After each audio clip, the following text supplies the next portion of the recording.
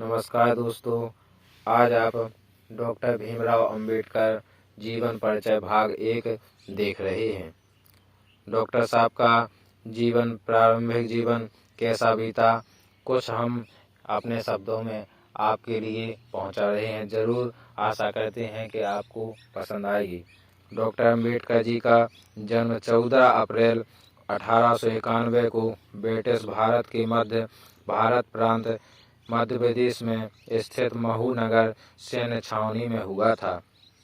साथियों, वे रामजी, मालोजी, सकपाल और भीमाबाई की 14वीं व अंतिम संतान थे।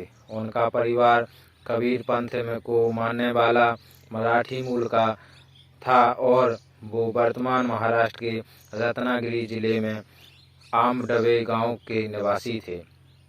साथियों, वे हिंदू महार जाति से संबंध रखते थे, जो तक अछूत कही जाती है, और इस कारण उन्हें सामाजिक और आर्थिक रूप से गहरा भेदभाव सहन करना पड़ता था।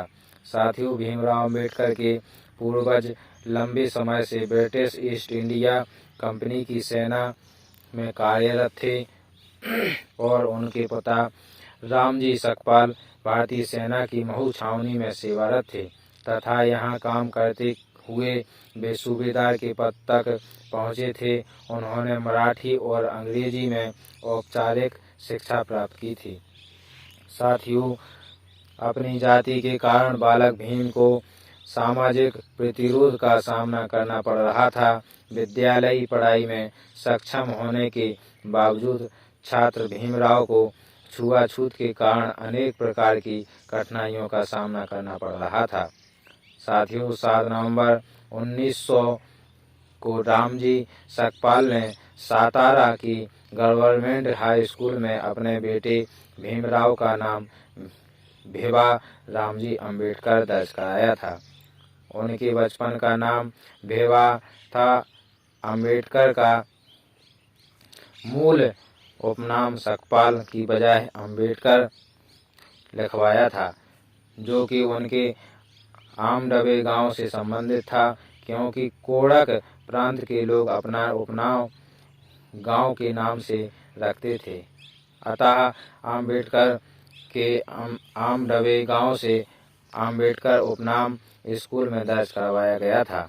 बाद में एक देवरुखे ब्राह्मण शिक्षक कृष्णा केशव अंबेडकर, जो उनसे विशेष स्नेह रखते थे, ने उनके नाम से अंबेडकर हटाकर अपना सरल नाम अंबेडकर उपनाम जोड़ दिया।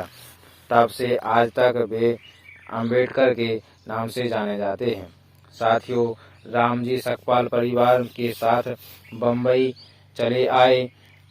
अप्रैल 1906 में जब भीमराव लगभग 15 वर्ष आयु के थे तो 9 साल की लड़की रमाबाई से उनकी शादी करा दी गई थी।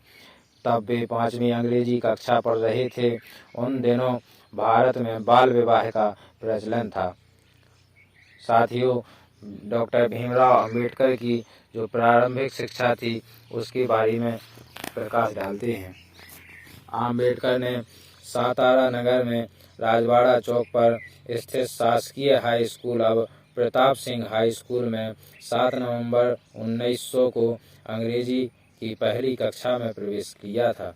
इसी दिन से उनके शैक्षिक जीवन का आरंभ हुआ था, इसलिए 7 नवंबर को महाराष्ट्र में विद्यार्थी दिवस के रूप में मनाया जाता है। उस समय उन्हें भिवा कहकर बुलाया जाता था। स्कूल में उस समय भिवा रामजी अंबेडकर, यह उनका नाम उपस्थिति पंजिका में क्रमांक संख्या 1914 पर अंकित था। जब वे अंग्रेजी 4वीं कक्षा में परीक्षा उत्तीर्ण हुए तब, क्योंकि यह अछूतों में असामान्य बात थी, इसलिए भीमराव की इस सफलता को अछूतों के बीच सार्वजनिक समारोह के रूप में मनाया गया और उनके परिवार के मित्र एवं लेखक दादा केलुस्कर द्वारा स्वलिखित बुद्ध की जीवनी उन्हें भेंट दी गई थी। इसे पढ़कर उन्होंने पहली बार गौतम बुद्ध व बौद्ध धर्म को जाना एवं उनकी शिक्षा से प्रभावित हुए। साथियों, माध्यमिक शिक्षा को लेकर बात करते हैं। 1897 में अम्बेडकर का परिवार मुंबई चला गया, जहां उन्होंने एल्फिंस्टन रोड पर स्थित शासकीय हाई स्कूल में आगे की शिक्षा प्राप्त की।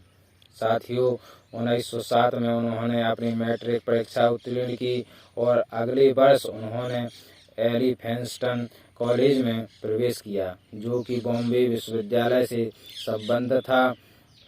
इस स्तर पर शिक्षा प्राप्त करने वाले अपने समुदाय से वे पहले व्यक्ति थे। साथियों, बताते चलें 1912 तक उन्होंने बॉम्बे विश्वविद्यालय से अर्थशास्त्र और राजनीतिक विज्ञान में कला स्नातक BA प्राप्त की थी और बड़ौदा राज्य सरकार के साथ काम करने लगे। उनकी पत्नी ने अभी अपने नए परिवार को स्थानांतरित कर दिया था और काम शुरू किया जब उन्हें अपने बीमार पिता को देखने के लिए मुंबई वापस लौटना पड़ा, जिनका 2 फरवरी 1913 को निधन हो गया। साथियों, कोलंबिया विश्वविद्यालय में स्नातकोत्तर अध्ययन 1913 में अम्बेडकर जी 22 वर्ष की आयु में संयुक्त राज्य अमेरिका चले गए, जहां उन्हें सयाजीराव गायकवाड़ तृतीय बड़ौदा के गायकवाड़ द्वारा स्थापित एक योजना के अंतर्गत न्यूयॉर्क नगर की स्थित कोलंबिया विश्वविद्यालय में स्नातकोत्तर शिक्षा के अवसर प्रदान करने के लिए 3 वर्ष के लिए $11.50 प्रति माह बड़ौदा राज्य की छात्रवृत्ति प्रदान की गई थी। वहां पहुंचने के तुरंत बाद वे लिविंगस्टन हॉल में पारसी मित्र नवल भारतेना के साथ बस गए। जून 1915 में उन्होंने अपनी कला स्नातकोत्तर MA परीक्षा पास की, जिसमें अर्थशास्त्र प्रमुख विषय और समाजशास्त्र, इतिहास, दर्शनशास्त्र और मानव विज्ञान यह अन्य विषय थे। उन्होंने साथियों स्नातकोत्तर के लिए प्राचीन भारतीय वाणिज्य विषय पर शोध किया। अम्बेडकर जी जॉन डेवी और लोकतंत्र पर उनके काम से प्रभावित थे। सन 1916 में उन्हें अपना दूसरा शोध कार्य भारत का राष्ट्रीय लाभांश का एक ऐतिहासिक और विश्लेषणात्मक अध्ययन के लिए दूसरी कला स्नातकोत्तर प्रदान की गई है और अंततः उन्होंने लंदन की राह ली। साथियों, 1916 में अपने तीसरे शोध कार्य ब्रिटिश भारत में प्रांतीय वित्त का विकास के लिए अर्थशास्त्र में PhD प्राप्त की। अपने शोध कार्य को प्रकाशित करने के लिए बाद 1927 में अधिकृत रूप से PhD प्रदान की गई। 9 मई को उन्होंने मानव विज्ञानी अलेक्जेंडर गोल्डनबेइजर द्वारा आयोजित एक सेमिनार में भारत में जातियां, उनकी प्रणाली, उत्पत्ति और विकास नामक एक शोध पत्र प्रस्तुत किया, जो उनका पहला प्रकाशित पत्र था। 3 वर्ष तक की अवधि के लिए मिली हुई छात्रवृत्ति का उपयोग उन्होंने केवल 2 वर्षों में अमेरिका में पाठ्यक्रम पूरा करने में किया और 1916 में वे लंदन गए। साथियों, बताते चलें कि अक्टूबर 1916 में ये लंदन चले गए और वहां उन्होंने ग्रेज इन में बैरिस्टर कोर्स विधि अध्ययन के लिए प्रवेश लिया और साथ ही लंदन स्कूल ऑफ इकोनॉमिक्स में भी प्रवेश लिया, जहां उन्होंने अर्थशास्त्र की डायरेक्ट थीसिस पर काम करना शुरू कर दिया था। जून 1917 में विवश होकर उन्हें अपना अध्ययन अस्थायी तौर पर बीच में ही छोड़कर भारत लौट आए, क्योंकि बड़ौदा राज्य से उनकी छात्रवृत्ति समाप्त हो गई थी। लौटते समय साथियों उनके पुस्तक संग्रह को उस जहाज में अलग जहाज पर भेजा गया, जिसे जर्मन पनडुब्बी के टारपीडो द्वारा डुबो दिया गया था। ये प्रथम विश्व युद्ध का काल था। उन्हें 4 साल के भीतर अपने थीसिस के लिए लंदन लौटने की अनुमति मिली। साथियों, बड़ौदा राज्य के सेना सचिव के रूप में काम करते हुए अपने जीवन में अचानक फिर से आए भेदभाव से डॉक्टर भीमराव अंबेडकर निराश हो गए और अपनी नौकरी छोड़कर एक निजी ट्यूटर और लेखाकार के रूप में काम करने लगे। साथियों, यहाँ तक कि उन्होंने अपना परामर्श व्यवसाय भी आरंभ किया, जो उनकी सामाजिक स्थिति के कारण विफल रहा। अपने एक अंग्रेज जानकार, मुंबई के पूर्व राज्यपाल लॉर्ड सिडनेम के कारण उन्हें मुंबई के Sydenham college of commerce and economics में राजनीतिक अर्थव्यवस्था के प्रोफेसर के रूप में नौकरी मिल गई।